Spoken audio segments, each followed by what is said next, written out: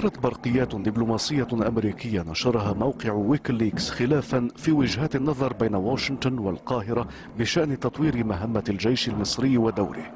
وكشفت البرقيات التي نقلتها مجلة نيوزويك الأمريكية ويعود تاريخها إلى 2008 و2010 أن واشنطن ترغب في توسيع نطاق مهمة الجيش المصري في حين تتمسك القاهرة بمهمته التقليدية في حماية البلاد.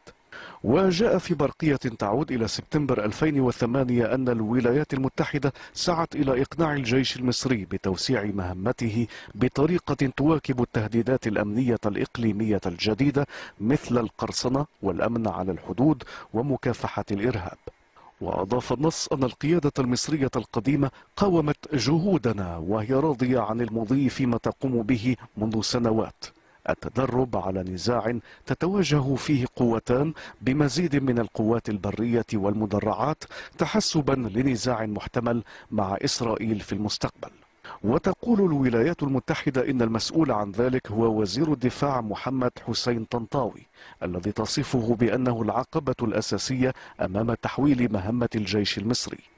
وجاء في برقية أخرى ترجع إلى 9 فبراير 2010 أن الولايات المتحدة قالت لمسؤولين عسكريين مصريين إن الجيش الحديث بحاجة إلى أن تتم إعادة تركيزه لمجابهة تهديدات متباينة مثل الإرهاب وتهريب الأسلحة إلى قطاع غزة والقرصنة ودعم السياسة الأمريكية تجاه إيران.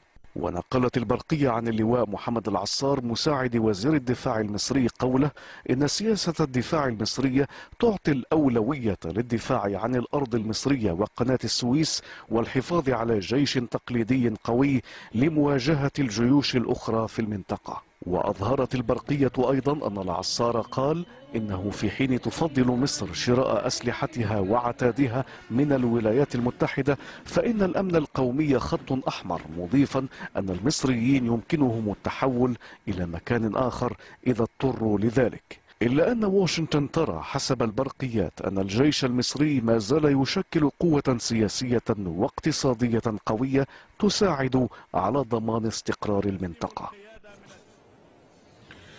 قلق شعبي يقابله